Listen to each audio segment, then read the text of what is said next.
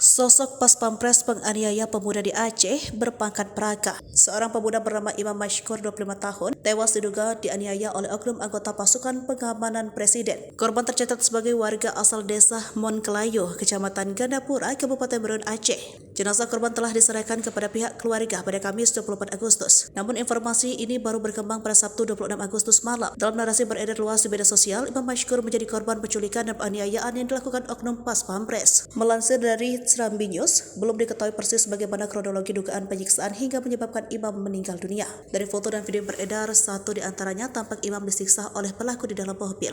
Sementara itu, pada video lainnya, tampak seorang pria merupakan warga Aceh menerima telepon dari Imam. Dalam video tersebut terdengar suara Imam meminta dikirimkan uang sebesar 50 juta. Dalam percakapannya itu, terdengar Imam mengatakan bahwa dirinya sedang dipukul.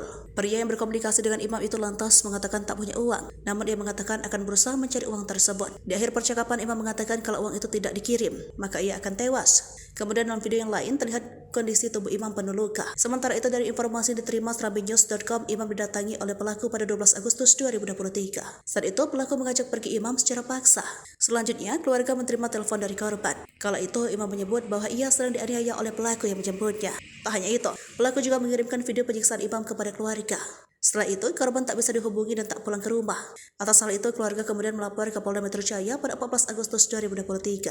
Said Sulaiman, keluarga korban, mengatakan Imam dibawa paksa di kawasan Rempoa, Ciputat Timur, Kota Tangerang Selatan, Banten. Setelah hilang sekitar 2 minggu, Imam akhirnya ditemukan namun dalam kondisi sudah tak bernyawa. Pada Kamis 24 Agustus 2023, keluarga korban mendatangi RSPAD Jakarta Pusat untuk mengambil jenazah pemuda. Merespon ini, Komandan Pas Pampres Major Rafael Granada mengatakan kasus tersebut sedang ditangani Polisi Militer Kodam Jayakarta. Menurutnya, terduga pelaku yang berinisial Praka RM saat ini sedang diminta keterangan lebih lanjut. Rafael menyebut pihak Pemdam Jaya juga telah melakukan penahanan terhadap terduga pelaku.